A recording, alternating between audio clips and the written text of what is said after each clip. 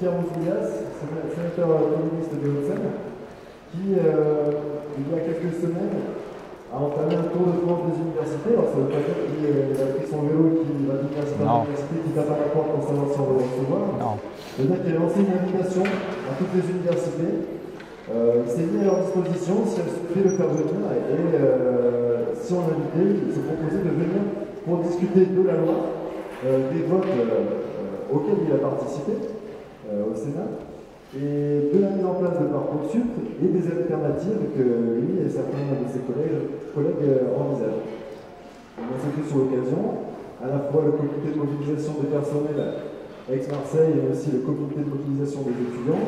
Au passage, petite page de pub pour vous mettre en contact avec le comité de mobilisation des personnels. C'est toujours cette même adresse mail qui vous permettra de recevoir les mails sur cette liste de diffusion libre qu'on vient de créer sur ces questions-là. Et de l'autre côté, la page Facebook et des moyens de vous mettre en contact avec les étudiants du comité de mobilisation étudiante. Pierre Ouzoulias est aussi chercheur CNRS en archéologie, c'est un collègue, il connaît parfaitement bien l'université, donc il est extrêmement bien placé pour nous parler de tout ça, et ce sera donc un moment intéressant d'échange. On lui a proposé de parler pendant une demi-heure et puis ensuite de donner la parole aux gens dans la foule. Il y aura le monsieur blond avec les lunettes là-haut qui va se balader avec un micro, une enceinte, il faudra lui donner le temps d'arriver jusqu'à vous pour prendre la parole. Les tours de parole, on va essayer pour que tout le monde puisse s'exprimer, de les garder un peu synthétiques et compacts. 2-3 minutes, ce serait bien. Et de demander donc la parole à mademoiselle ici présente à la tribune, qui prendra le tour de parole et qui vous donnera la parole en temps voulu, selon le bon budget de l'Est. Dernière chose, on rappelle que tout ça c'est donc organisé dans le cadre d'une mobilisation des personnels et des étudiants, que cette mobilisation au niveau au moins des personnels réclame en premier lieu et rapidement un désamorçage du fonctionnement du Parcoursup et du classement des étudiants sur toutes les formations qui au moins ne sont pas en tension, c'est-à-dire qu'on réclame que tous les étudiants dès le premier jour de Parcoursup reçoivent une réponse positive et sachent dès le premier jour qu'ils peuvent venir chez nous, malgré le fait qu'aujourd'hui les candidatures sont supérieures à leurs effectifs. Il y a les moyens de dire oui à tout le monde dès le premier jour. Ça, c'est une première chose qu'on demande, mais bien plus fondamentalement, le combat à la si on ne pourra pas s'arrêter là, ce qu'on demande, c'est le retrait de la loi ORE et de tout ce qu'elle implique et de tout ce qu'elle amènera comme conséquence désastreuse pour l'université. Et pour vous expliquer tout ça, je laisse la parole à M. Ouzoulias, qui veut être tutoyé pour vos interventions et qui veut être appelé Pierre, donc n'hésitez pas à le faire. Voilà. Merci beaucoup, Olivier. Bon appétit. C'est très agréable d'être invité ici. Ça ne m'arrive pas sur tous les campus. Il y a même des campus qui m'ont été interdits parce que manifestement le débat politique, la confrontation des idées gêne. Et vous avez bien compris que la stratégie du gouvernement n'est pas celle-là. Ça serait plutôt celle de la répression et de la volonté de faire taire tout débat. J'ai une pensée ce matin pour vos camarades étudiants qui ont subi l'assaut des forces de l'ordre à 5 h du matin à Tolbiac. Tolbiac ayant été évacué. Je crains malheureusement que ça soit une stratégie gouvernementale nationale et que vous ayez peut-être vous aussi à subir ce genre de choses. Moi, mon objectif, c'est de vous donner les informations que j'ai pu collecter grâce à mon travail de parlementaire. Je le fais dans le respect strict des formes que vous donnez à vos luttes ici sur place.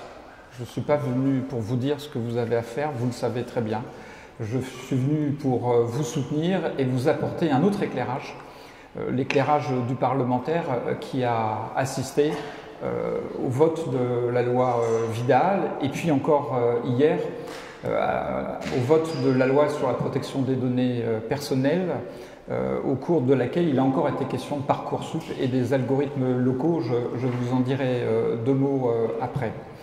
Mon sentiment, tel que les débats qui ont eu lieu au Sénat, qui a une majorité de droite, c'est que le feuilleton qui est joué ici, c'est le feuilleton d'une série qui dure depuis longtemps, et qui a commencé notamment avec De Vaquet.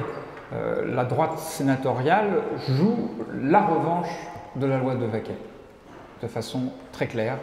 Et le groupe Les Républicains au Sénat a dit de façon la plus claire possible qu'il soutenait la loi Vidal parce que la sélection, c'était bien, qu'il en fallait et qu'aujourd'hui, c'est absolument nécessaire. Sur les 2 jours de débat au Sénat sur cette loi, le premier jour, la ministre a défendu son projet, le second, c'est la droite sénatoriale qui l'a défendu. La ministre n'a fait que commenter ce que demandait la droite, laquelle a apporté des amendements qui vont encore plus loin dans le sens qu'elle voulait donner à son projet original et qui ont été acceptés par le gouvernement. Donc Vidal n'est pas seule sur ce projet. Elle entraîne avec elle toute une partie des élus et du pouvoir qui considèrent aujourd'hui que l'université, ça ne doit plus être un service public. Et ça, c'est le point fondamental. Ce que nous défendons ici, nous toutes et vous toutes et nous tous, c'est le service public de l'université, c'est le service public de la connaissance, c'est la vieille idée républicaine toujours aussi moderne, émancipatrice, que le savoir doit être mis à la disposition de toutes les citoyennes et tous les citoyens pour leur permettre de développer leur parcours individuel et aussi de faire leur travail, leur métier de citoyen. Ça, c'est un principe fondamental qui aujourd'hui est en train d'être bafoué par la loi Vidal, dont l'objectif est de transformer les universités en entreprises et l'étudiant en client. Donc, on rompt complètement le lien traditionnel qui unissait la nation à ses enseignants et à l'université pour instituer un mode de relation libéral où les universités, en fonction de choix de marketing, parce qu'aujourd'hui les choses se présentent comme ça, choisissent les étudiants et les étudiantes qui vont pouvoir réaliser un parcours au sein de l'université. Et ce n'est pas le hasard si, en allant plus à l'est, à l'université de Nice, l'ancienne université de Madame Vidal, il y a aujourd'hui des masters à 5 000 €. Des masters qui visent un public large et international avec des cours en anglais.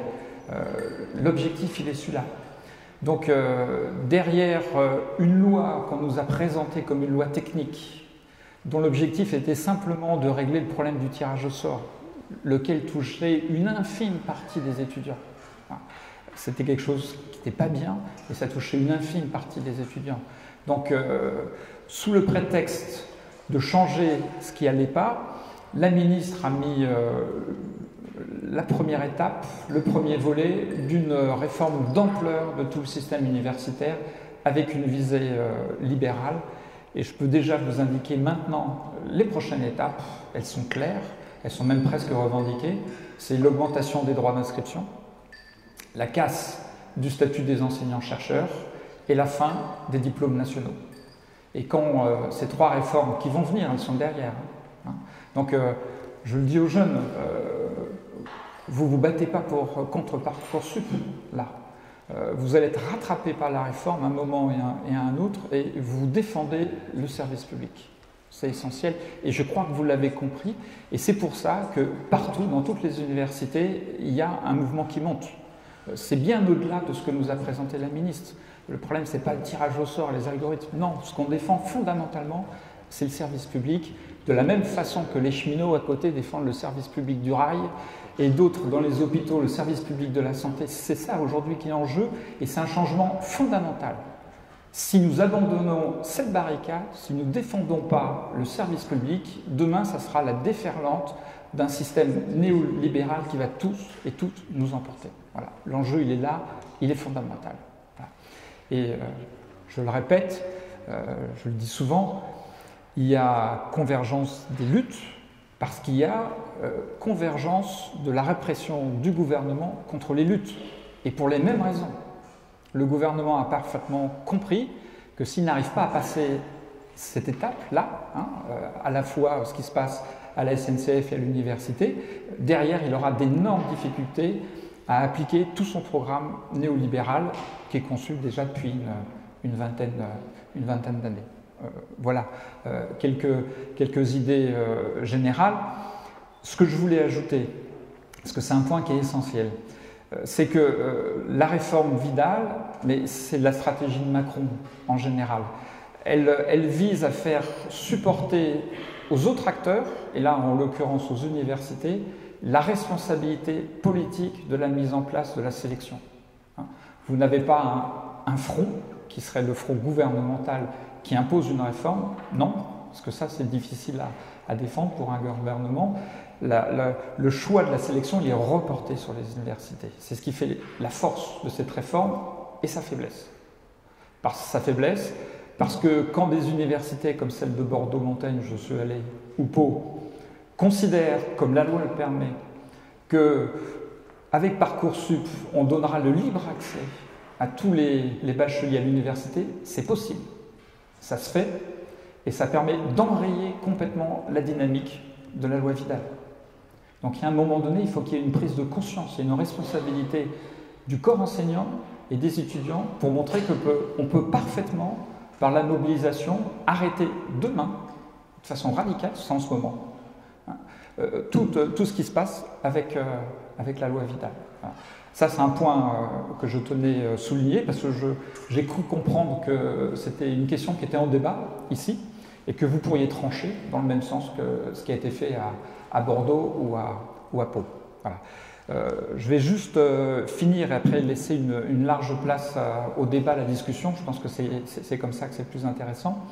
Pour vous rapporter ce qui s'est passé hier au Sénat, alors je sais, c'est un épiphénomène, c'est un peu invisible, mais ça montre quand même la détermination du gouvernement. Donc hier au Sénat, passé en deuxième lecture, la loi sur la protection des données à caractère personnel. Le Sénat ayant voté en première lecture la suppression d'une disposition introduite en séance par le gouvernement pour faire que toute la petite magouille qui est en cours avec les algorithmes locaux, vous voyez ce que c'est, Parcoursup donne des données aux universités et les universités, à partir de ça, dans des logiciels à part, font un tri en fonction de leurs propres critères. Très souvent, c'est un traitement automatisé sur critères sociaux pour faire une première analyse. Personne n'a cru un instant la blague de la ministre qui a fait croire à la représentation nationale que les enseignants-chercheurs allaient examiner tous les dossiers, toutes les lettres de motivation, tous les CV. Non, matériellement, ce n'est pas possible. Donc, il y a des outils, les algorithmes. Et la ministre avait introduit dans la loi Horreur, une disposition qui faisait que l'algorithme était couvert par le secret des délibérations. Donc les facs faisaient leur petite popote sur leur petit réchaud, tranquillement, et en plus, elles bénéficiaient d'une impunité totale. Voilà. En première lecture, le Sénat, à l'unanimité, je le répète, à l'unanimité, a considéré que c'était contraire à la loi sur la protection des données personnelles et a supprimé cette disposition. Hier, le Sénat, de la même façon, et de façon encore beaucoup plus forte, a demandé au gouvernement d'arrêter ce contournement de la loi et la violation des droits individuels de chacun et a rétabli sa première écriture de la première lecture de la loi. Tout ça pour vous dire que sur cette affaire, le gouvernement est prêt à tout. Vous vous souvenez qu'il avait appliqué Parcoursup avant même que la loi soit votée. Et là, il était prêt à contourner les dispositions européennes sur la protection des données personnelles pour assurer l'impunité à ceux qui vont trafiquer avec leurs algorithmes locaux. Donc on est face à un pouvoir qui veut aller jusqu'au bout, avec un objectif qui n'est pas technique, bien évidemment, qui est politique, qui est profond, c'est la casse du service public de l'université. Voilà, en quelques mots, ce que je voulais vous donner comme information, et maintenant je suis à votre disposition pour répondre à toutes vos questions, quelles qu'elles soient. Voilà, merci.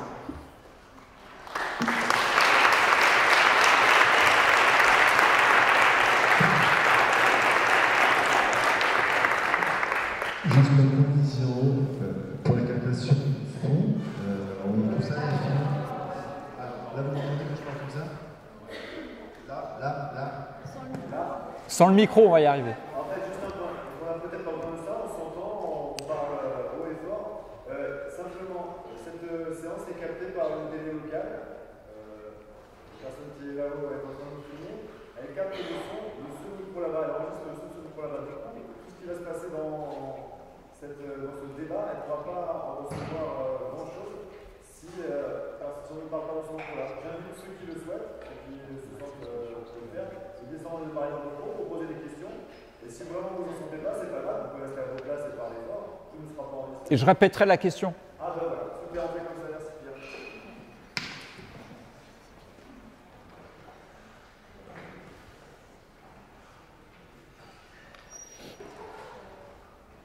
Vous voulez que je meuble un peu? Non? Oh, vas-y. Moi j'ai une question, c'est tu as dit que ça s'inscrivait dans un mouvement qui partait de la loi de Vaquet. Tu annonces avec cette réforme la fin du service public de l'enseignement supérieur. Quels arguments factuels et précis tu as pour aller à ça? Parce qu'on peut tous avoir ce sentiment-là et en même temps le dire n'est pas donné réellement emporter les collègues avec lui. Parce que dire, moi j'ai bien ce sentiment-là, mais en même temps, le dire, je vois bien que ça ne suffit pas. Alors, je répète la question. Qu'est-ce que j'apporte comme preuve pour dire qu'il y a un mouvement de fond qui dure depuis 20 ans et qui vise à la libéralisation de l'université? Plusieurs points. Je pense que le dispositif de fond, c'est l'autonomie des universités. C'est-à-dire considérer qu'une université est une entreprise, qu'elle a un financement qui lui est propre et qui lui est donné par des dotations de l'État, et qu'avec ça, elle organise l'enseignement et l'accueil des étudiants comme elle veut. Donc ça a été lancé par Pécresse, ça a été suivi par Fioraso, et ainsi de suite. Et on sent bien que là-dessus, il y a un mouvement de fond qui a été intense stoppé par la lutte que vous avez menée à un moment donné, et qui reprend en ce moment. Le point fondamental, c'est que qu'est-ce que disent les présidents d'université? Clair, c'est quelque chose de très clair. Et ils ont une réaction non pas politique, mais une réaction de gestionnaire. Ils disent le ministère de l'enseignement supérieur ne nous donne pas les moyens d'accueillir aujourd'hui tous les étudiants, et notamment la classe d'âge de 35 000 bacheliers supplémentaires. Si le ministère ne nous donne pas ces moyens, alors il faut qu'il nous donne les moyens de réguler le flux d'entrée, donc de mettre à notre disposition un outil de sélection qui va nous permettre d'ajuster le nombre d'étudiants et d'étudiantes qu'on va pouvoir accueillir en fonction des budgets que nous avons. C'est tout. C'est tout. C'est aussi simple que ça. La conférence des présidents d'université soutient la loi. Soutient la loi en disant malgré tout que les moyens supplémentaires qui avaient été promis par la ministre ne sont pas là. Oui, mais ça, il ne fallait pas y croire. Moi, j'ai vu ce que c'était le budget du ministère de l'Enseignement supérieur au Sénat. Je ne l'ai pas voté. Et mon groupe au Sénat est le seul à ne pas avoir voté ce budget parce que c'était un budget qui était en régression. Donc on savait très bien que de toute façon, il n'y aurait pas de moyens supplémentaires et pas de moyens pour financer le WICI. C'était évident. Donc la logique, elle est celle-là. Par ailleurs, vous voyez bien que dans le contexte européen, le modèle français, d'où il vient ce modèle français d'ailleurs, je fais une parenthèse, il a 50 ans. Il a 50 ans. Ce modèle français, c'est la loi d'Edgar Faure qui a été gagnée par les mobilisations que vous savez, par des générations qui se sont battues dans la rue pour obtenir la démocratisation de l'enseignement supérieur et de la forme même de l'enseignement. C'est ce modèle-là qui aujourd'hui, 50 ans après, est en train d'être mis à bas. Donc, dans le contexte européen, ce modèle que je qualifie de républicain, parce qu'on comprend bien quel est l'objectif, ce modèle aujourd'hui, c'est une incongruité. La forme dominante de l'enseignement, c'est le modèle anglo-saxon néolibéral. Et donc, nous faisons tâche. Nous faisons tâche. Et c'est ça que, dans la logique libérale de Macron, on essaye aujourd'hui d'abattre. Donc on comprend bien que derrière, il y a un mouvement de fond. Il y a un mouvement de fond.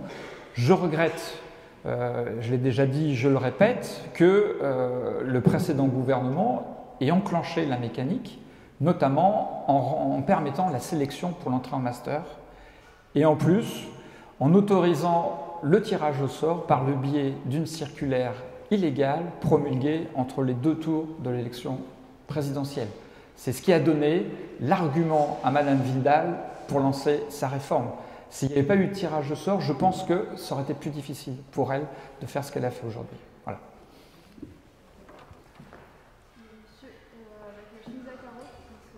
La chemise à carreaux. 35 000 bacheliers de plus. Je vais mettre un peu les pieds dans le plat, mais est-ce que tout bachelier est appelé à aller à l'université? Ça, je pense qu'il y a un problème dans notre société où on regarderait, surtout en France, les grandes écoles d'abord, et si vous ne pouvez pas faire les grandes écoles, vous allez à la fac, et puis si vous ne pouvez pas aller à la fac, vous allez. Et à mon sens, il y a une erreur au niveau sociétal de faire cette hiérarchie entre les formations. C'est pas nouveau. Et d'un autre côté, dans les universités, ici, plusieurs d'entre nous avons mis sur pied une licence de sciences et humanités. Oui. Vous avez sans doute entendu Oui. parler. Il n'y a que 60 étudiants. Le problème, c'est qu'on a plus de 200 demandes et on a choisi de ne pas choisir et on prend les 60 premiers qui remplissent les conditions administratives. Mais d'un autre côté, ce que nous faisons avec les 60 étudiants que nous prenons, nous ne pourrions pas le faire avec 300. Donc il y a quelque part comment faire la moins mauvaise sélection en sachant qu'un critère, les critères qui nous paraisseraient intéressants, on ne peut pas rentrer dans un algorithme. Ça ne nous intéresse pas de prendre que ceux qui ont la mention très bien en bac. On sait bien que ça ne donne pas un groupe d'étudiants auquel on a envie de s'adresser. Il faut qu'il y ait il y a en quelque sorte la chèvre et le chou. Oui. Donc je synthétise la question parce qu'il y en a plusieurs. Il y a notamment, est-ce qu'il est normal, légitime que tous les bacheliers aillent à la fac de façon absolument libre et sans aucune contrainte? Ça, c'est le premier point. Et puis après, il y a un autre point sur ce que fait réellement Parcoursup. Et est-ce que ça a du sens de mettre en place une sélection en fonction de critères qui répondent uniquement à des normes très précises, qui sont celles aujourd'hui du lycée? Plusieurs choses pour répondre. Première chose, dans le débat au Sénat, reprenez la vidéo, la ministre a un moment d'absence, sans doute, où elle nous dit quasiment crûment que le pic démocratique, le gouffre démocratique, là, je supprime, le pic, l'augmentation de 35 000 qui n'est pas contestée, de toute façon, il va durer 5 ans. Et qu'elle ne va pas embaucher des enseignants en sachant que dans 5 ans, c'est fini. Donc vous comprenez le discours, c'est pendant 5 ans, il y en a 35 000 qui sont sacrifiés. Voilà, c'est clair. C'est quasiment ce qu'elle a dit. Voilà. Après, dans l'enseignement supérieur aujourd'hui, enfin dans les études supérieures, il y a plus de 50% des filières qui sont sélectives. Déjà. Donc le choix des bacheliers pour aller vers des filières non sélectives, il se réduit. Et tous les ans, encore un peu plus. Et le problème fondamental, c'est celui des bacheliers des bacs techno et pro, qui jusqu'à présent se dirigeaient de façon assez importante vers les IUT et aujourd'hui n'y ont plus accès. Parce que les IUT aujourd'hui, elles sont essentiellement utilisées par des bacheliers de filière classique, S, et l'IUT est utilisé comme le moyen, une espèce de prépa, le moyen d'avoir un cursus qui permet ensuite de revenir à l'université par ce biais-là. Donc les gamins qui avaient un bac pro, bac techno, qui jusqu'à présent allaient vers les IUT, vont à l'université. Pourquoi? parce que c'est le dernier endroit où on les accepte. Et moi, j'ai discuté avec eux, ils ne se font pas d'illusions sur leur chance. Pas, très peu, très très peu. Ils savent que ça va être infiniment dur, qu'ils n'y arriveront pas. Mais ils sont mus par l'envie, l'objectif d'avoir un diplôme universitaire, parce qu'ils savent aujourd'hui que c'est la seule garantie contre le chômage. Et si on leur ôte cet espoir, c'est catastrophique. Ils n'ont plus rien. Ils n'ont plus rien. Donc là, la solution, c'était de donner aux universités et aux IUT des moyens d'ouvrir suffisamment de capacités pour accueillir tout le monde en fonction de leur choix personnel, ce qui n'est pas le cas. Les gamins qui viennent ici et chez vous, ce sont très souvent des choix par défaut, parce qu'ils n'ont plus rien d'autre. Plus rien d'autre. Donc le raisonnement républicain, c'est essayer de penser, non pas l'individu isolé, les premiers de cordée, ils se débrouillent toujours, ils y arrivent. Ils passent en effet par les classes préparatoires. L'idéal républicain, c'est donner les mêmes droits à toutes et à tous. Et c'est ça qui aujourd'hui est bafoué. Voilà. Sur l'enseignement à plusieurs vitesses, oui, 1000 fois oui.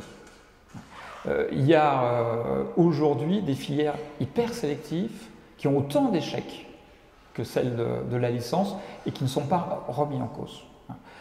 Il y a l'exemple de la première année de médecine, 80% d'échecs. Ça, c'est un échec qui pose de problème à personne. Par ailleurs, vous le savez, en PACES, vous avez quasiment l'obligation de mettre en œuvre une officine privée qui va vous apporter des complétements courts pour 4 000 ou 5 000 euros. Donc là, il y a une sélection sociale qui est nette, qui pose de problème à personne.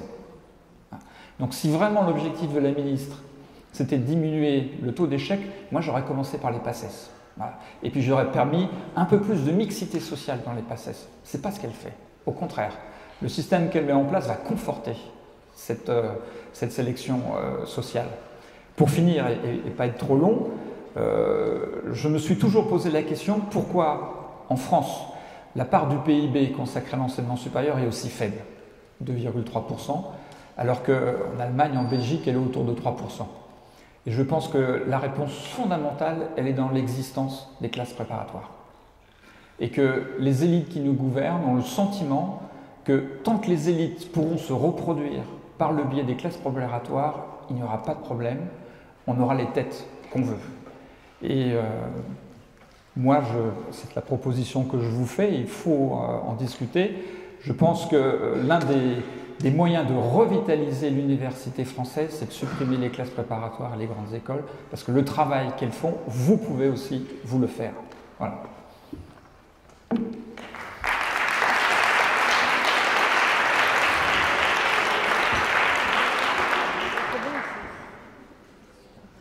Bon, je suis désolé pour ceux qui viennent de classes préparatoires.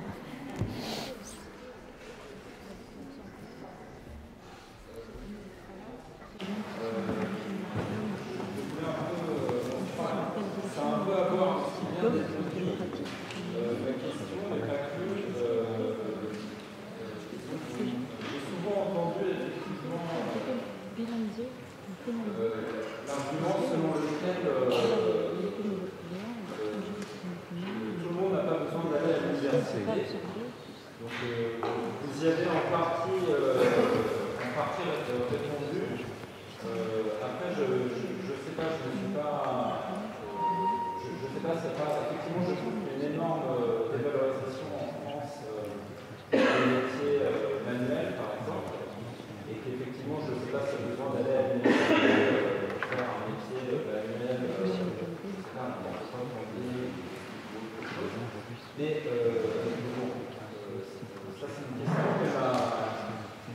Par contre, pour moi, ma préoccupation principale, disons, ça serait que tout le monde, d'un point de vue démocratique, tout le monde ait accès à un moment ou à un autre de son parcours à une formation qui permette de développer son esprit critique. Oui. Que ce soit à l'université ou éventuellement au lycée. Alors, c'est discutable de savoir dans quelle mesure au lycée on est encore. Je te pique une feuille. À faire des mesures pour disons, commencer à avoir ce genre de réflexion, mais je ne pense pas là-dessus. Et pourquoi ça me semble important? Parce que je parlais du modèle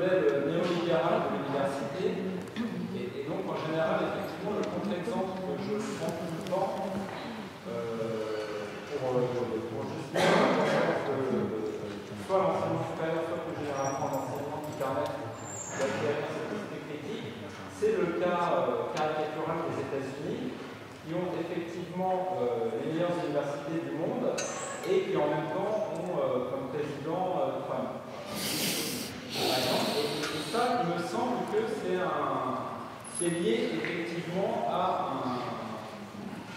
au fait qu'ils ont négligé complètement une grande partie de l'éducation d'une grande partie de leur population et qui fait qu'ils en sont où ils en sont maintenant. Une sorte de situation vraiment bizarre où ils ont des super universités avec des gens hyper intelligents, hyper compétents et un pays qui est gouverné par je sais pas comment le dire. C'était clair. Ça, c'est une question importante et du coup, pour justifier soit l'accès de tous à l'université, soit autre chose, dans le cas d'un endroit où ils pourront acquérir des esprit critique. Et pour finir, comme vous êtes sénateur, vous êtes peut-être un peu plus au courant de ce genre de considération que moi, je reprends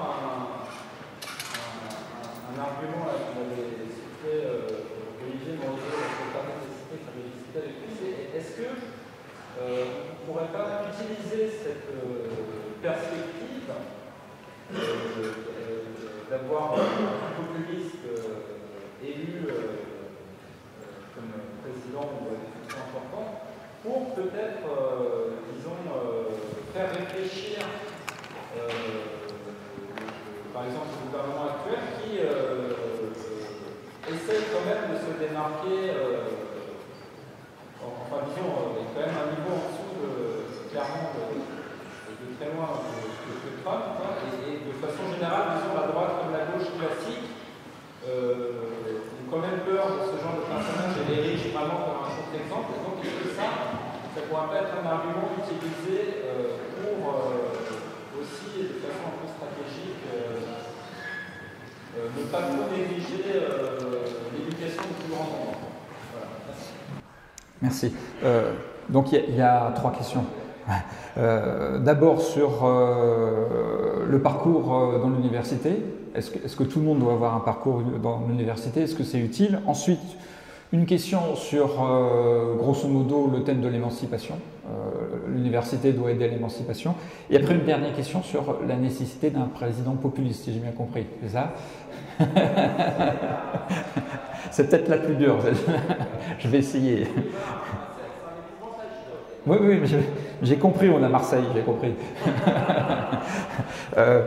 Alors, sur le parcours de l'université, non.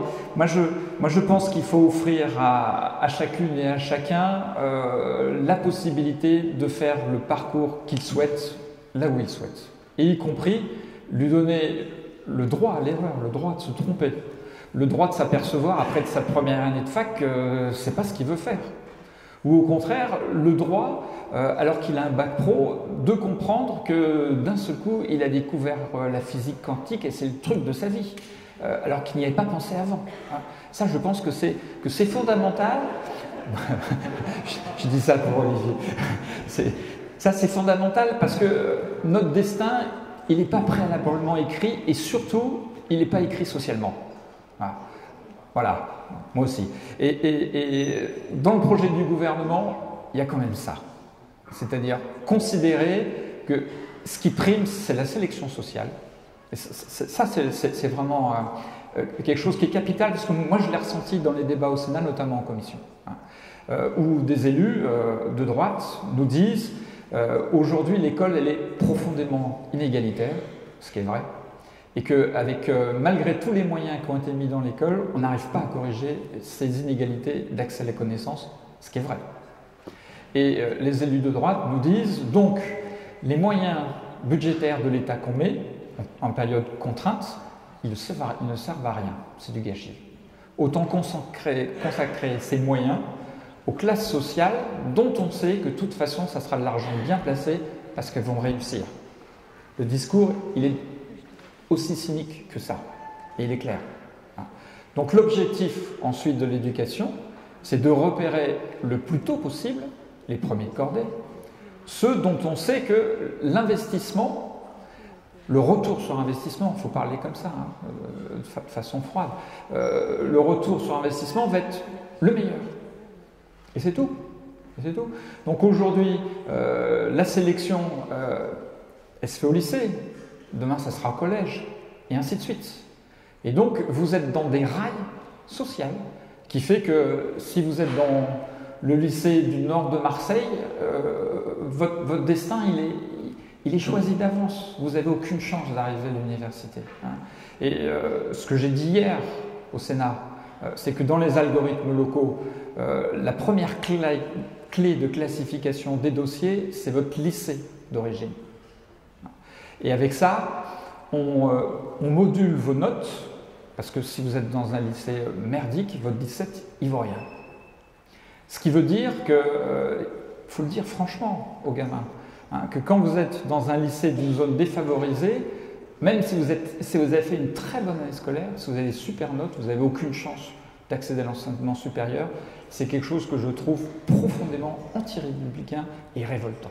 C'est inadmissible. On ne peut pas entendre ça. Voilà.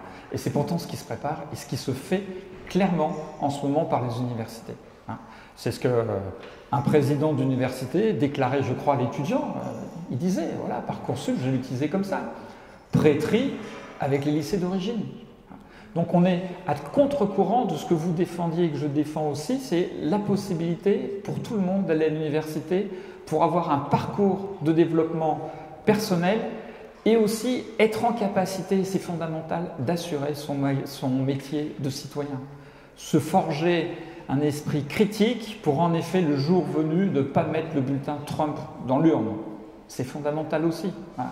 Mais ça, aujourd'hui, dans la conception de l'éducation, ce que j'ai senti au Sénat, notamment avec les amendements de la droite, c'est que cette vision de l'école émancipatrice, elle est refoulée par une vision purement utilitariste. Il faut créer à l'université les filières dont les entreprises ont besoin. C'est tout. Le reste, c'est superfétatoire. Moi, je me suis permis de poser la question, question un petit peu maligne, en disant, dans ces cas-là, il faut arrêter le latin. Parce que Radio Vatican, c'est pas beaucoup de salariés quand même. Ou alors on arrête l'araméen aussi, ça sert à rien. Plus personne parle l'araméen. Voilà. Donc si on rentre dans une vision purement utilitariste de l'enseignement, c'est fini. C'est-à-dire qu'il y a des disciplines qui ne seront plus enseignées à l'université. Les sciences rares, les spécialités rares, c'est fini. Et ça, c'est la mort de la science à l'université. Parce que vous regardez bien que dans les classes préparatoires et les grandes écoles, là, ça ne pose pas de problème d'enseigner des disciplines dont on sait très bien qu'il n'y a pas de débouché, le latin, etc. Donc, ces choix hyper utilitaristes, vous voyez bien qu'ils reposent toujours sur l'enseignement public, l'université et l'enseignement ouvert à tous. Les autres ne se soumettent pas aux mêmes critères utilitaristes. Voilà. Sur le président populiste, moi, je vous dévoile le fond de ma pensée. Je pense que j'ai des idées de gauche que je cache pas. Et je suis intimement persuadé aujourd'hui que pour faire triompher nos idées de gauche, il faut absolument faire triompher la démocratie partout, à tous les niveaux, et y compris au niveau le plus bas. Et je suis intimement persuadé que nos mouvements de réflexion, nos mouvements de lutte, ils doivent partir vers la base pour irriguer la totalité de la société et de la pyramide sociale. J'en suis intimement persuadé. Je suis communiste. Je sais quels ont été les errements du passé quand on confiait à un seul homme la responsabilité de guider le peuple. Voilà. Je suis profondément attaché à notre République, à sa façon démocratique de travailler, et je crois que sincèrement, on a besoin de rebâtir aujourd'hui un projet de gauche, et il faut le faire dans une volonté démocratique absolue. Et la démocratie, il faut la faire pénétrer partout, et y compris à l'université. Parce que je trouve qu'entre le projet d'Edgar Faure en 68 et aujourd'hui, il y a eu de gros reculs.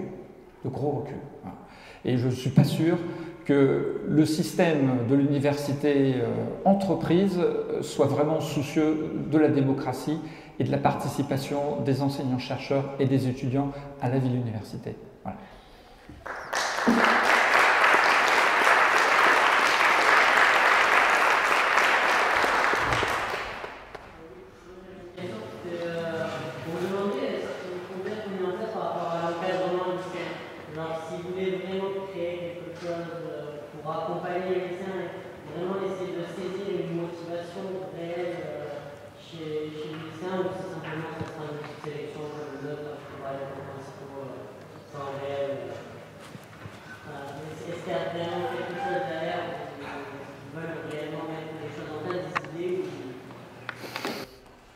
D'accord. Donc la question pose sur le lycée, l'organisation du lycée et la façon dont la sélection s'organise au lycée, c'est ça? Alors, en fait, j'avais dit, vous avez dit que l'emploi est progrès, donc on compte les notes des lycéens, mais aussi que vous allez mettre en place un carnet de bord pour... Ouais. Oui. C'est-à-dire que quelles sont les bases de la sélection Parcoursup par rapport à ce qui se fait au lycée, c'est ça? Ah, mais vous allez mis en place par la suite. Non, mais c'est en place, c'est fait. C'est fait, on est dedans. Un point fondamental, et j'en reviens encore à notre idéal républicain, je suis désolé d'insister, mais c'est ça qui est en jeu. Le baccalauréat, c'est un diplôme national anonyme. C'est-à-dire que quel que soit votre lycée d'enseignement, quel que soit votre parcours lycéen, qui peut être chaotique, c'était le cas du mien, le bac vous donne quand même la possibilité, la chance d'accéder à l'université parce que le bac, c'était le premier diplôme de l'enseignement supérieur. Aujourd'hui, il n'existe plus. Vous le passez encore, mais c'est un diplôme confirmatif.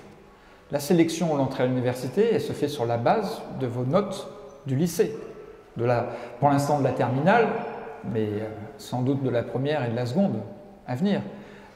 Ça, c'est un point fondamental. Vous voyez bien qu'on a complètement changé, que le bac est encore là. On nous parle de réforme du bac, mais la réforme du bac, elle est complètement inutile. C'est un diplôme qui est vidé de son sens, qui n'existe plus, qui ne sert plus à rien. La sélection, vous voyez bien, elle se fait là, en ce moment, alors que le bac, il va être passé dans quelques semaines. Donc la sélection, elle se fait sur vos notes du lycée, sur vos notes du lycée et sur les filières que vous allez choisir. Et l'objectif, comme je le disais, l'objectif de Blanquer, c'est le même objectif que Vidal, c'est de vous mettre sur des rails qui vont fixer de façon absolue votre destin social. C'est-à-dire que très tôt, vous allez être orienté sur des voies dont vous ne pourrez pas sortir. Le bac avait le mérite de redistribuer les cartes et de permettre à toutes et à tous d'avoir leur chance d'accéder à l'université. C'est ça qui est remis en question aujourd'hui. Et ça, c'est extrêmement grave. Voilà. Je pense avoir répondu à votre question. La personne avec en noir, voilà. Et ils sont tous en noir.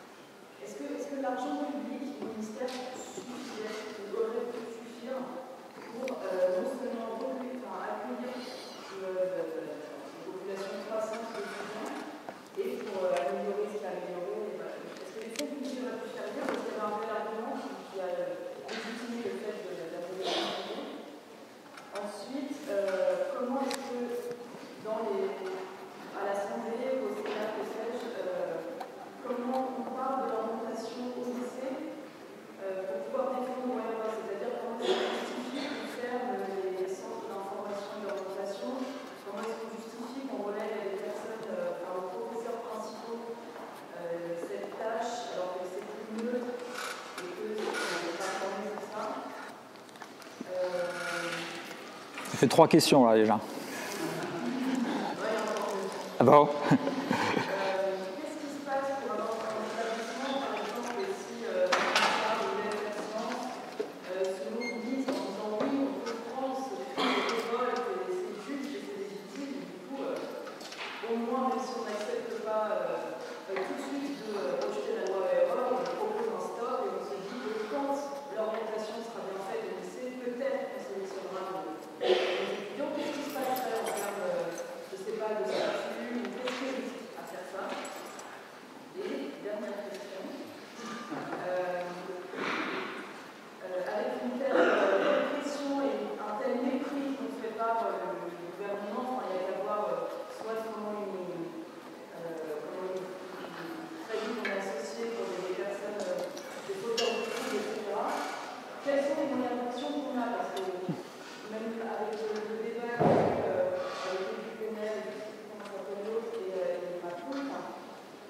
croyais que vous parliez de Pernod. Moi,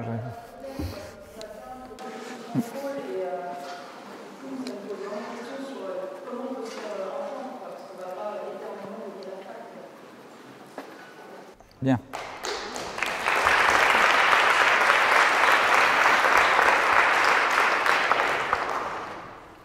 Je résume, je vais essayer d'être fidèle. Premièrement, les fonds privés dans l'enseignement supérieur, est-ce qu'il y aurait eu la possibilité d'augmenter le budget pour donner plus de moyens aux universités? Ensuite, l'orientation au lycée et comment les facs pourraient la contrecarrer d'une façon ou d'une autre. Ensuite, comment individuellement une fac comme la vôtre pourrait réagir pour ne pas rentrer dans ce mouvement. Et ensuite, le problème de la répression et la façon de s'opposer au gouvernement. Voilà. Je vais aller vite. Sur le budget, oui, bien sûr qu'il y a une solution. Et moi, je l'ai donnée. Je l'ai donnée.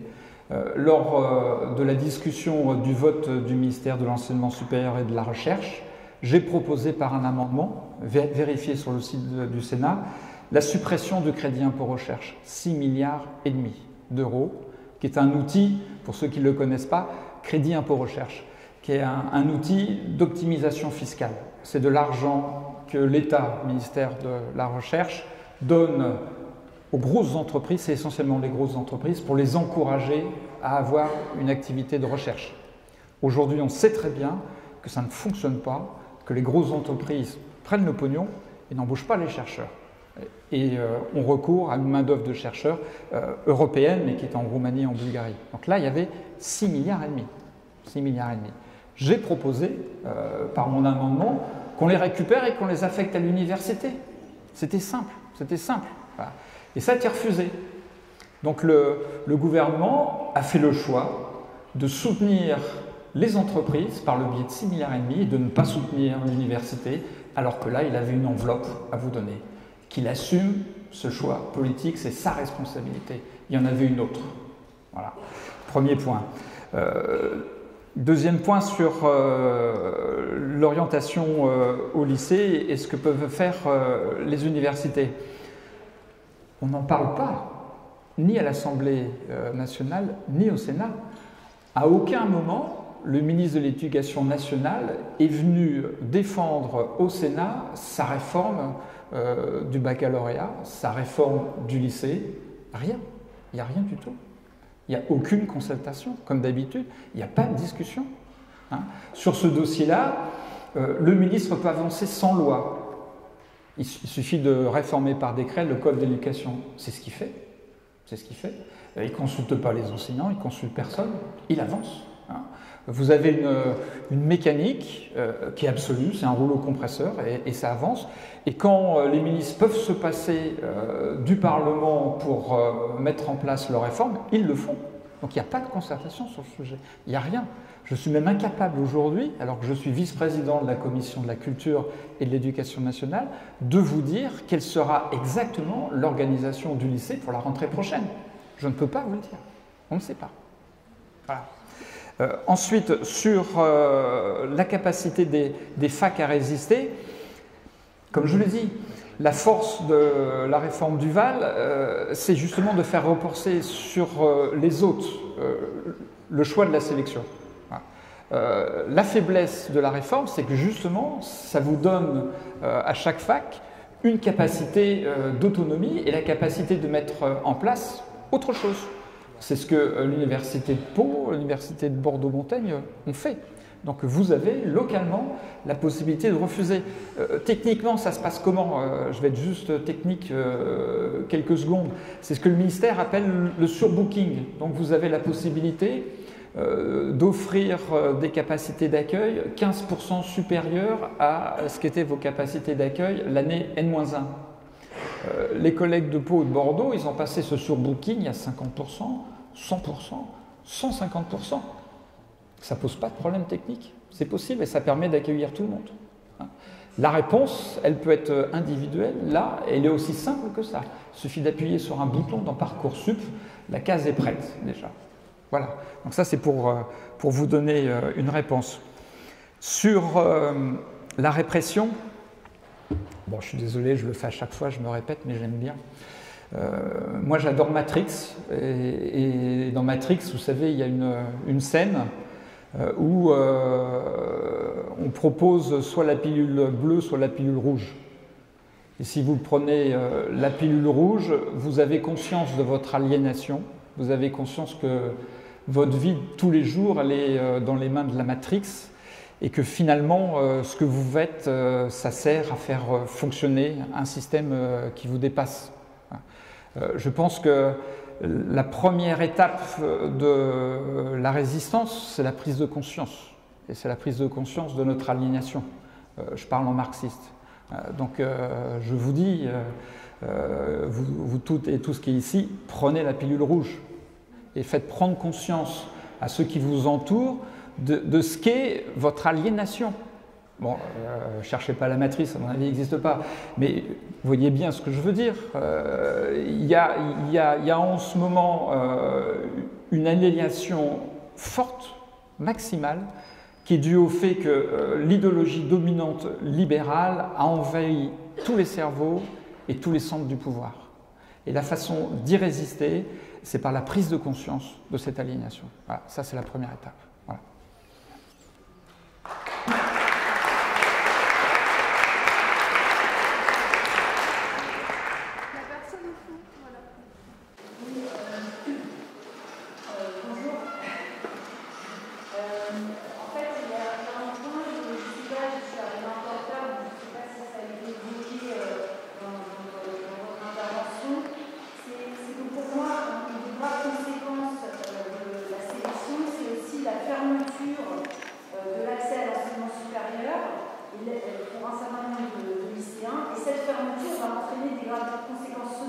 Bien sûr. L'avenir est bouché, on ne travaille plus. Et je repense à la conversation que j'ai eue il y a quelques jours avec un collègue qui est enseignant en lycée technologique, qui m'a raconté que quand il était arrivé en poste dans le bac dans lequel il enseigne, il avait un pourcentage d'échec énorme parce que les élèves ne savaient pas par quoi ça menait et n'avaient aucune, n'arrivaient pas à se débrouiller, donc en fait je ne travaillais plus puisqu'il n'y avait pas de. Il a participé à la montée en projet qui s'appelle Coordonner pour la réussite, d'accompagnement et de rencontre avec les unités dans lesquelles les élèves pouvaient avoir un débouché. Et ça lui a augmenté son taux de réussite de façon spectaculaire, puisque les élèves avaient justement des perspectives. Et je dis ça parce que je rebondis aussi sur un deuxième point, parce que ça m'intéresse d'avoir votre avis là-dessus. Ces dispositifs coordonnés vers la réussite, je vous aller sur le site, là on dit c'est pour permettre aux élèves de niveau populaire d'accéder aux filières d'excellence. En fait, moi j'en ai eu une expérience en tant qu'enseignant en seconde année de sciences pour ingénieur. J'avais un étudiant qui était un peu plus motivé de la classe, un peu plus revendicatif aussi, il avait toujours la formule sur l'examen, etc. Il avait toujours fait la formule, je suis prof de maths, donc il avait toujours fait la formule qui était difficile soit mise sur le sujet pour lui faciliter la vie, à lui et à ses camarades. Mais en fait, j'ai découvert, d'abord, il a réussi, et j'ai découvert qu'en fait, il avait bénéficié d'un accompagnement spécial, et ce qui se passait, c'est qu'il coachait aussi tout un groupe avec lui. C'est-à-dire que j'ai repéré qu'il était là, et qu'il ramenait en projet régulièrement des élèves qui passaient de temps en temps à l'université et ailleurs, il les ramenait en projet, et il les faisait travailler. Les résultats, ils ont tous validé. Et moi, j'en ai tenu, la conséquence que j'en ai comprise, c'est que tout simplement, quand on accompagne les étudiants c'est évident. qui sont perdus dans l'enseignement supérieur, il n'y a pas seulement un bénéfice pour un individu, il y a éventuellement que cet individu va prendre en charge le groupe de ses pairs et va aussi leur transmettre ce qu'il a appris. C'est ça qu'a fait cet étudiant pour moi. Oui, parce que les apprenants, et tout ça pour dire que pour moi, le logiciel des gens qui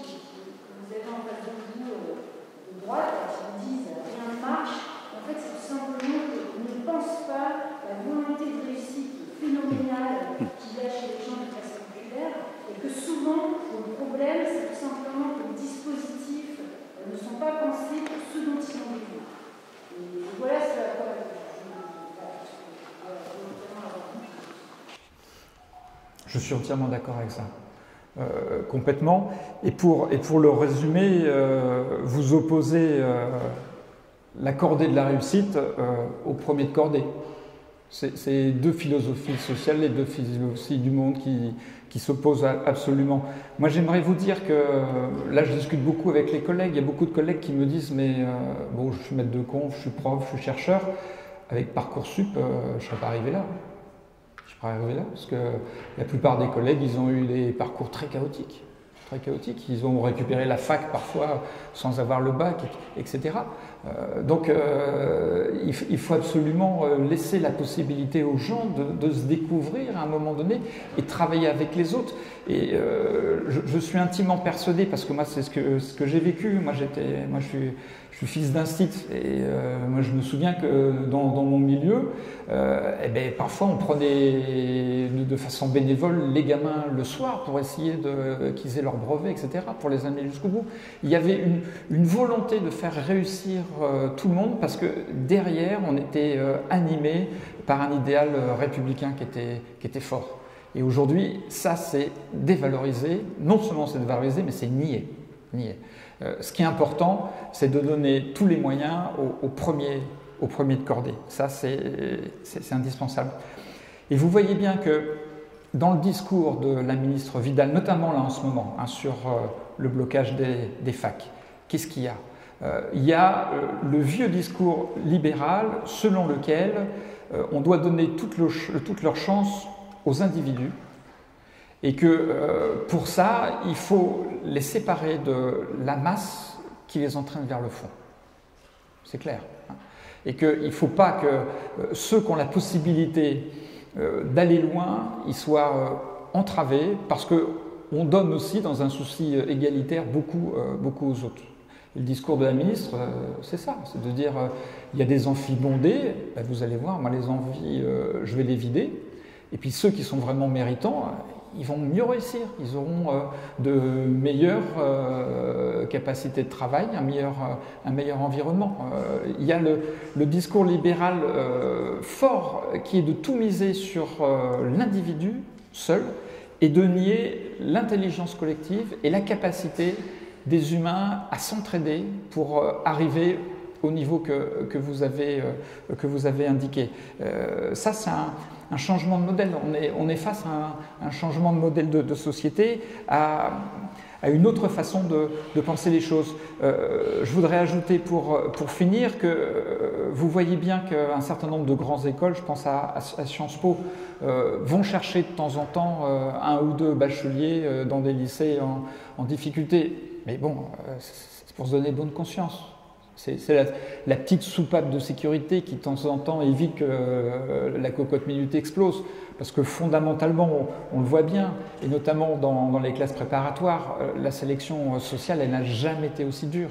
Jamais été aussi dure. Il faut que vous preniez conscience qu'aujourd'hui, à l'école polytechnique, ne rentrent que des bacheliers qui ont été formés dans des classes préparatoires de 2 lycées parisiens. 2 lycées parisiens. Voilà. C'est l'unique réservoir de Polytechnique. Et puis demain, ça pourra être 1 et ça sera fini. Et ce que je veux vous dire par rapport à ce que vous vivez, et notamment par rapport aux facs de province, c'est que dans le système qui est en train de se mettre en place, où tout le monde est en concurrence avec tout le monde, les étudiants entre eux, les formations entre eux, les universités entre eux, va s'organiser un mercato national où les universités les plus fortunées iront chercher sur tout le territoire national les meilleurs étudiants qu'elles formeront. Vous n'aurez plus que ceux qui ne veulent pas, et en plus vous n'aurez pas les moyens. On vous enlèvera les deux. Donc c'est ce que je dis aux collègues, notamment des petites facs de province qui me disent « mais on pourra peut-être tirer notre épingle du jeu ». Pas du tout. Vous allez être complètement écrasés par une concurrence qui ne sera pas une concurrence à armes égales, parce que de toute façon, il y a un moment donné où certaines grandes universités qui visent le fameux classement de Shanghai sont dans des stratégies de marketing, dans des réseaux sociaux suffisamment puissants qui leur permettra d'attirer à la fois le financement et les meilleurs étudiants. Voilà. Et vous aurez donc en effet un système universitaire à 4 ou 5 vitesses, classes préparatoires, grandes écoles, universités de prestige et universités de relégation. Je pense que c'est le monde vers lequel on va, et c'est finalement un peu le système anglo-saxon, parce qu'on nous parle toujours des grandes universités américaines, mais regardez ce qu'il y a autour et à côté. C'est pas toujours glorieux. Petite université de province aux États-Unis, le niveau il est relativement bas. Voilà, je crois avoir répondu à peu près à votre question. Il reste encore 5 personnes qui me posent des questions, mais du coup, ce serait possible de faire si c'est possible de faire des questions un peu courtes. Et des réponses courtes aussi. pour qu'on puisse répondre à tout le monde, voilà, ce serait chouette. C'est la personne avec la chemise blanche, voilà. Ça ne va pas, personne. J'ai la question sur laquelle je reviens. C'est Olivier. Modalité d'action actuellement pour les étudiants, pour les personnels, pour faire réagir le gouvernement, et le point des alternatives. Je vais écrit sur la fiche et je suis intéressé par cette question des alternatives. Pour la question des modalités d'action, vous avez déjà parlé de résister à la réalisation. La pilule rouge. Ça fait un lien avec ce qu'on fait ici, parce que cette pilule rouge dont tu parles, j'en ai convaincu qu'elle doit rester en distribution gratuite. C'est ça qui est notre premier point d'attaque, mais voilà, on veut plus que des proches des CRM, ça se décide. Où appuyer pour que ça passe mal? Où appuyer pour qu'il se passe quelque chose? Deuxième question, les alternatives. Voilà, qu'est-ce qu'on propose? On a le sentiment que beaucoup de choses qui doivent rester sur l'accompagnement des étudiants, comme évoqué la personne juste avant, sur l'accompagnement des étudiants, que le paquet des moyens qui est proposé là, pour le classement, pour un accueil sélectif, cet argent à l'image sur l'accompagnement des étudiants, plutôt que filtrer à l'entrée, faire entrer tout le monde et s'assurer que tout le monde monte. Et alors pour ça, il faut effectivement s'assurer qu'on donne les moyens à tous de réussir. Voilà, ça c'est bien une proposition, je suis sûr que dans la parole, Merci. Sur la mobilisation, vous l'avez déjà fait, Marseille. Moi, j'ai vu les images. Elles sont impressionnantes. Quand on voit étudiants, cheminots, dockers, ça a du sens. C'est fort. C'est fort.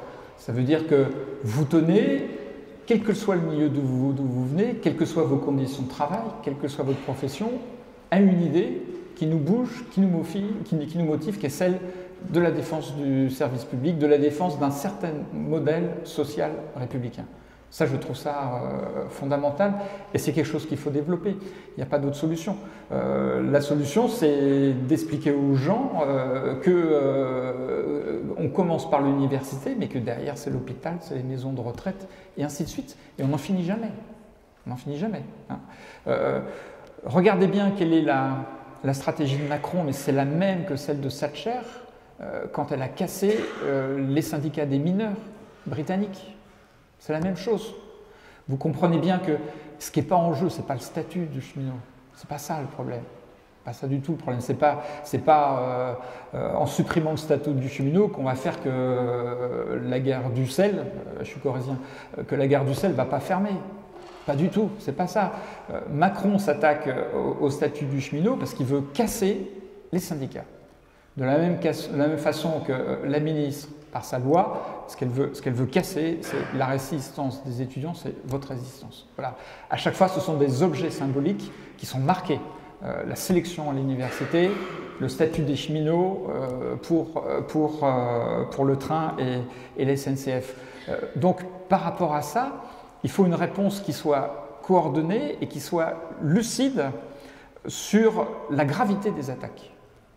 Et sur la loi Vidal, moi je regrette qu'on ait trop facilement accepté l'enfumage de la ministre sur le côté Parcoursup, abolition du tirage au sort, transformation d'un algorithme qui ne marchait pas. C'est dommage qu'on soit rentré dans ce jeu-là, parce que fondamentalement, la question qu'il fallait poser, c'était celle de quelle université on veut pour demain. Et j'en viens à la seconde question.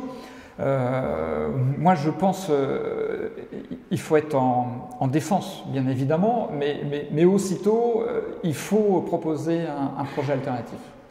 Le projet alternatif, je l'ai déjà un peu développé en disant qu'il faut, il faut un grand service public de l'enseignement supérieur dans lequel on verserait les classes préparatoires et les grandes écoles. C'est une exigence démocratique, ça me semble fondamental. Le premier point. Le second point, c'est la gratuité de l'université. C'est un service public, ça doit être gratuit, c'est tout. Voilà. Et comme ça, on ne discute plus de moyens, de frais d'inscription. C'est le budget de l'État, il en a les moyens, je vous l'ai prouvé. C'est le budget de l'État qui prend à sa charge quelque chose qu'il estime fondamental, qui est la formation citoyenne et la formation intellectuelle d'une génération qui va à l'université. Pratiquement, vous pouvez parfaitement dire oui à tout le monde, comme l'on fait ailleurs, et en plus prendre l'argent pour les WICI, lesquels ne sont pas financés aujourd'hui. Hein, on vous a dit il y a les oui, il y a les WICI, il y a les non. Et on se retrouve finalement avec pas de WICI, un peu de oui et beaucoup de non. Vous pouvez parfaitement continuer à demander l'abrogation de la loi Vidal, ça me semble indispensable, mais aussi avancer sur la demande des moyens supplémentaires, notamment pour l'accompagnement des étudiants, c'est en effet fondamental. Et dans toutes les universités où des moyens ont été mis pour l'accompagnement des étudiants, les résultats sont spectaculaires. Quand on fait l'effort d'accompagner les jeunes dans leur parcours, on obtient des taux de réussite qui sont vraiment impressionnants. Donc votre mobilisation, elle peut se faire sur les 3 champs que je viens de définir. Voilà. Alors, c'est la personne... voilà. Ouais, je vais essayer par exemple. Moi j'ai une question, c'est qu'en fait vous disiez que pour les jeunes des quartiers nord, effectivement, les perspectives que leur futur soit scellé étaient de plus en plus évidentes. Et en 1991, Aya en avait déjà parlé dans une chanson, et du coup ma question c'est, qui vous a séquestré pendant ces 25 années? En fait je me disais, est-ce que vous êtes au courant que Pierre Perret est mort, que Julie est mort, et justement que l'OM a gagné la Champions League? Ce que j'essaie de dire au-delà de cette petite blague, c'est que il me semble que les services publics dont vous parlez n'existent déjà plus, et que c'est la même problématique qui se pose avec la SNCF. Il devient compliqué de défendre des services publics dans lesquels les tickets et les billets sont à 50 ou 70 balles, dans laquelle une bonne partie des travailleurs sont bien obligés de frauder, dans laquelle en fait il est avéré que les services publics eux-mêmes sont déjà de base distribués. Il y a un discours dans ce que vous portez qui se veut à la fois l'arbitre et le rôle du peuple. Et il y a un problème là-dedans. Et c'est un problème systématique dans la défense des services publics. Et c'est un problème systématique dans le discours que vous pouvez avoir, c'est-à-dire que vous vous présentez comme étant membre d'une assemblée, quelque part participant à la loi démocratique et aux règles démocratiques. Le problème pour nous, c'est l'enjeu de la victoire de lutte. Or, pour la SNCF, pour ici la question de l'université, on voit bien que les questions d'élargissement, si elles se posent à travers le lycée, si elles se posent plus largement à travers les perspectives pour les personnes qui arrivent à la fac, d'avoir quelque chose à la sortie de ça, autre qu'un emploi précaire. Et s'il ne s'agit pas peut-être du fait d'être déjà précaire en étant étudiant parce qu'on y travaille déjà, et bien peut-être qu'on pourra discuter un peu plus sérieusement et un peu moins de vieilles lunes et de contre-projets qui n'existent pas. Bon. Alors sur la Champions League, bon, moi je suis top 14, donc on va avoir du mal, hein, c'est pas grave. Après, vous posez la question de ma légitimité, je l'entends. Moi je ne suis pas venu ici pour vous dire ce que vous avez à faire. Dans mon préambule, j'ai dit très clairement que la lutte, c'est vous qui l'organisez selon les modalités démocratiques que vous décidez. Voilà. J'ai la conscience aiguë que la révolution ne partira pas du Sénat. Et que mon mandat parlementaire, il est à la disposition de vos luttes, mais ce n'est pas lui qui va permettre à un moment donné de renverser le système. Donc moi je suis à votre disposition et au Sénat, j'utilise les armes que le capital me donne. C'est tout. J'essaye de représenter votre voix, y compris de temps en temps dans sa radicalité, À aucun moment, j'ai le sentiment de participer à la mise en place du système que je dénonce et que j'ai dénoncé très clairement. Après, moi, je suis élu des Hauts-de-Seine. Je sais tout le fossé énorme qu'il peut y avoir entre Gennevilliers et Neuilly-sur-Seine. Il y a un rapport de richesse aujourd'hui qui est de 1 à 10. Je crois que c'est le département de France où les disparités de richesse sont les plus importantes. Je sais ce que le maire communiste de Gennevilliers apporte à la population. Je sais ce que le maire, les Républicains de Neuilly n'apportent pas à la population. Et mon action, elle est pragmatique. Elle essaye, partout où c'est possible, d'apporter plus à ceux qui ont moins et aux oubliés de la République en général. J'ai conscience, parce que dans mon département, la situation est proche aussi, qu'en effet, il y a des zones où il n'y a plus de services publics. Il n'y a plus de services publics, il n'y a plus de postes, il n'y a plus de commissariat. Je suis l'élu de Bagneux, c'est le cas. Il n'y a plus rien, la maternité a fermé, l'hôpital est très loin, et que reconstruire sur un tel champ de ruines, c'est terriblement difficile, d'autant plus que, et je pense qu'il y avait ça comme critique dans votre propos, que le projet de gauche qu'on leur propose, aujourd'hui, il n'est pas crédible. Il n'est pas crédible parce qu'il n'est pas suffisamment travaillé, parce qu'il n'est pas suffisamment pertinent, parce que les gens n'ont pas envie de se mobiliser, de se battre pour lui. Et nous avons perdu en effet des horizons d'attente qui permettaient la mobilisation des classes populaires et aussi l'espoir de leur émancipation. C'est ça qu'on doit rebâtir. Et j'ai l'intime conviction qu'il faut le faire à la fois dans l'unité, mais dans la diversité de nos cultures, de nos approches et de nos parcours. Voilà. Je pense avoir répondu un peu à votre question, mais j'ai perçu ce en quoi elle était radicale, ce qui ne me pose pas de problème. Voilà, la personne certainement merci déjà. Et c'est une question peut-être un peu naïve, mais est-ce qu'il existe des moyens de virer le président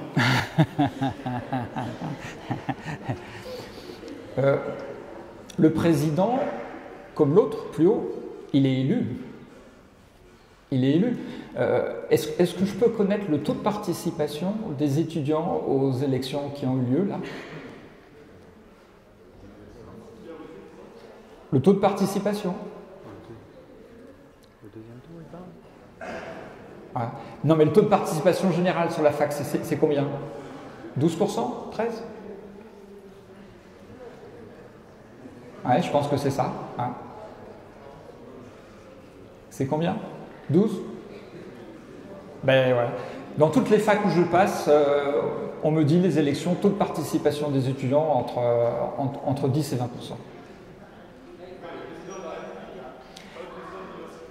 Ah non, mais non, parce que le président de l'université, j'avais une solution là que je vous ai donnée, mais non.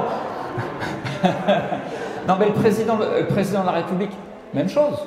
Macron, premier tour des élections, 18% des inscrits. 18% des inscrits. Hein, on parle de président jupitérien. Non, non, il est martial. Il est martial, c'est le droit de la guerre. Le droit de la guerre. J'ai remporté les élections présidentielles et derrière les élections législatives et je vous impose par la force mon programme et ce que j'ai décidé sans aucune possibilité de négociation et d'alternative. C'est ce que j'appelle un programme martial. C'est pas une élection, c'est quelqu'un qui a remporté une victoire et qui maintenant nous impose le fait du prince, le fait du gagnant. Voilà. Alors, comment ça se déboulonne un président par la rue, déjà, c'est pas mal. Hein. Vous vous souvenez qu'en 68, il y en a un qui s'était réfugié à Baden-Baden, hein, en hélicoptère. Bon, et il faut reprendre l'histoire. Pendant quelques temps, le pouvoir avait vacillé. La mobilisation forte, la lutte à un moment donné, ça peut faire vaciller un pouvoir et même reculer. Et je vous rappelle le CPE. Souvenez-vous du CPE, une loi voulue par Dominique de Villepin, votée par le Parlement, promulguée, que le président de la République décide de ne pas mettre en œuvre en faisant voter une loi exactement contraire une semaine après. Voilà. Grâce à une mobilisation que je ne rappellerai pas, vous vous souvenez, c'était la dernière grande mobilisation des jeunes, la loi du CPE n'a pas été appliquée. Vous pouvez faire la même chose avec la loi Vidal.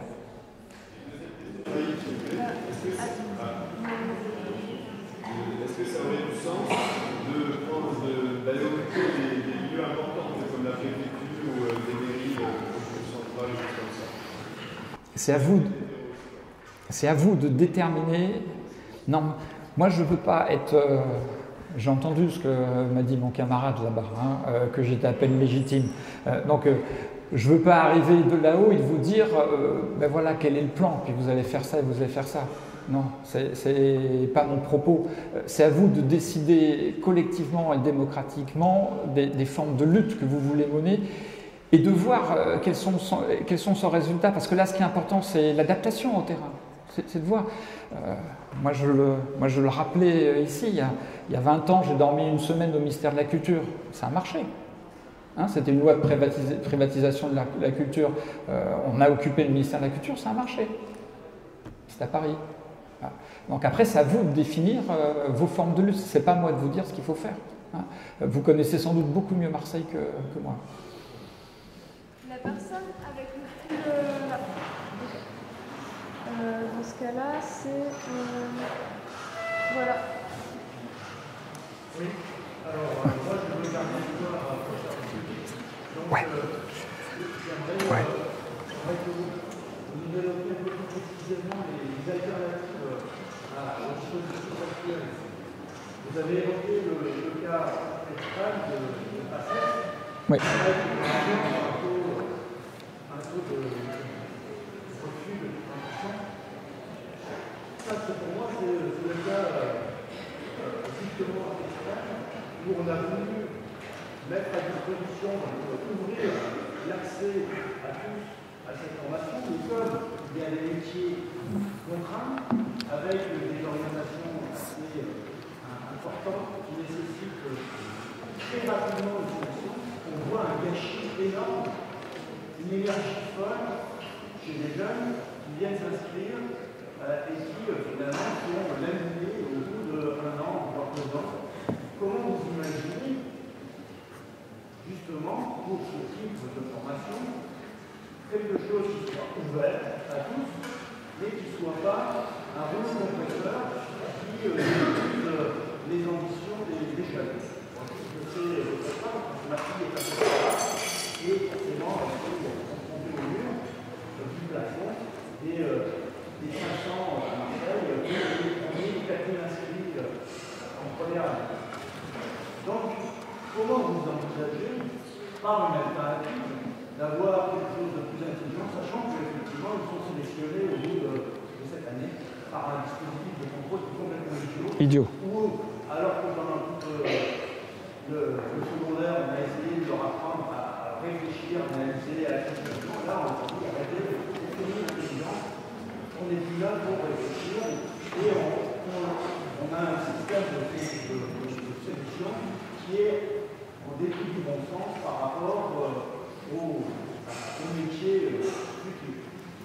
Donc là, on est vraiment dans un système, on veut ouvrir un peu le monde, mais de toute façon, on est obligé de sélectionner très rapidement parce que de toute façon, les métiers qui sont derrière sont limités. Comment vous envisagez une alternative?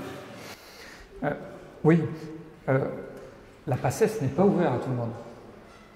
La PACES, c'est 75% de mentions très bien de la filière S, avec une diversité sociale réduite à 0.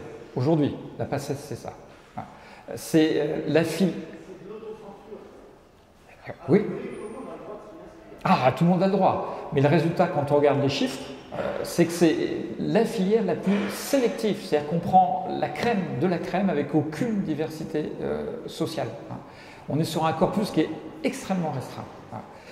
Ce qui est complètement absurde pour la PACES, c'est que le problème derrière, ce n'est pas l'organisation de l'enseignement, même si je partage complètement avec vous que c'est une année inutile, qui ne forme pas des médecins, qui est complètement déconnecté de leur profession, et qui est simplement destinée à sélectionner ceux qui vont résister au stress et au fait un peu arrosé.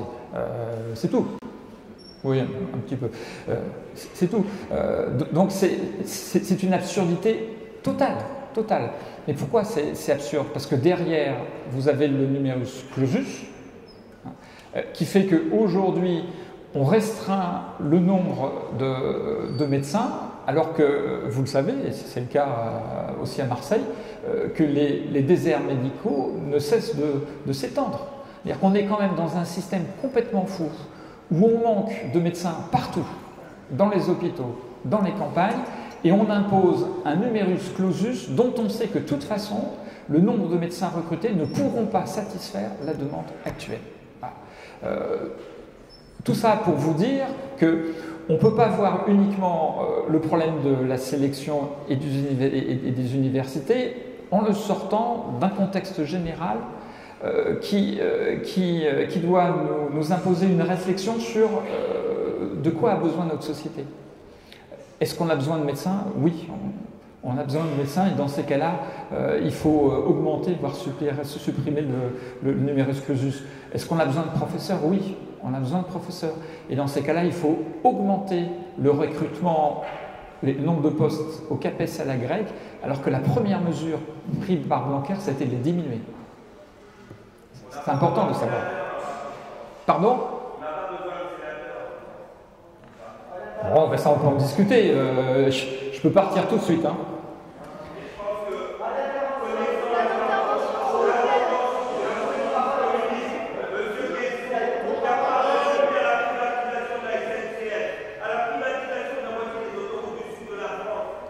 Non, mais il y a des formes pour la prise de, il y a des formes pour la prise de parole.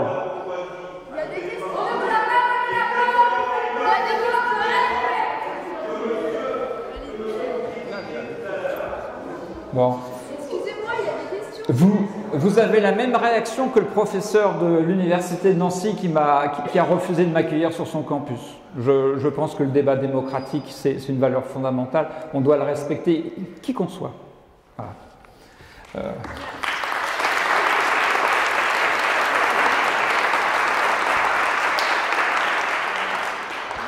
Une dernière question de la personne en noir. Parce qu'après, je dois aller à Montpellier faire un travail de sénateur incapable qui ne sert à rien.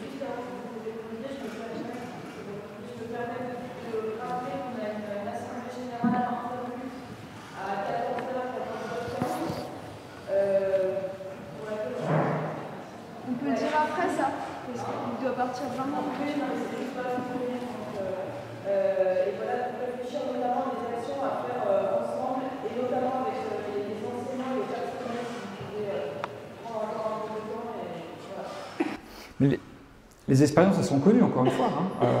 Elles circulent sur les réseaux. Il y a des listes de diffusion qui sont très bien faites, où on vous explique, parce que c'est ce qui a été mis en œuvre à Pau, à Bordeaux et ailleurs, comment on peut parfaitement sortir du contingentement actuel en augmentant de façon artificielle les capacités d'accueil pour permettre à chaque filière de dire oui à tous les étudiants. Et moi, j'en discutais avec les collègues de Bordeaux-Montaigne. Il n'y a pas eu de mesure de rétorsion. C'est parfaitement légal. Le ministère ne les a pas appelés en leur disant il faut que vous arrêtiez ça et qu'il faut que vous diminuiez. Non, Justement, c'est la petite faille dans le système, hein, c'est le grain de sable dans les rouages, c'est que les universités sont autonomes. Donc elles sont aussi autonomes de ne pas appliquer la loi Vidal comme la ministre souhaiterait qu'on l'applique.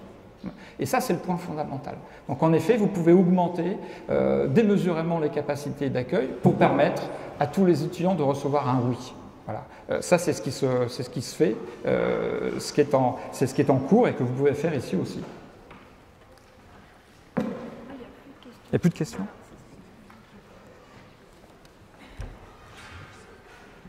Bon, il va falloir que... On s'arrête là. Après, moi, je reste à votre disposition. Je suis prêt à vous envoyer toutes les informations que vous souhaitez, y compris sur des choses très techniques, les informations que nous avons au Sénat qui nous parviennent des ministères, les rapports qui sont en cours.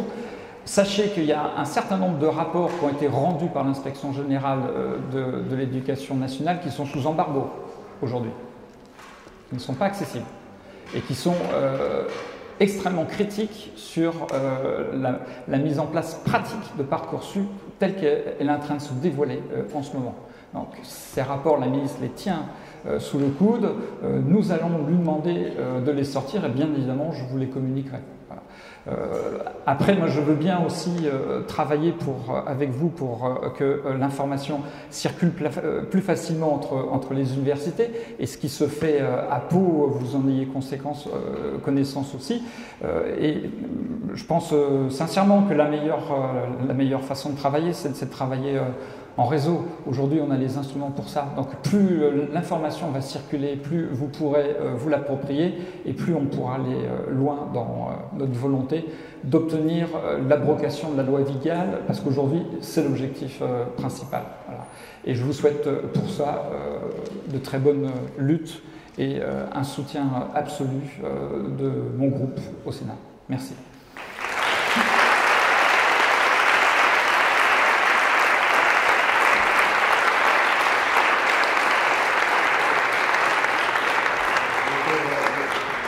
Merci. Le timing est parfait parce que Pierre va prendre un train dans 20 minutes à Gare Saint-Charles pour aller à Montpellier. Ils sont sous embargo.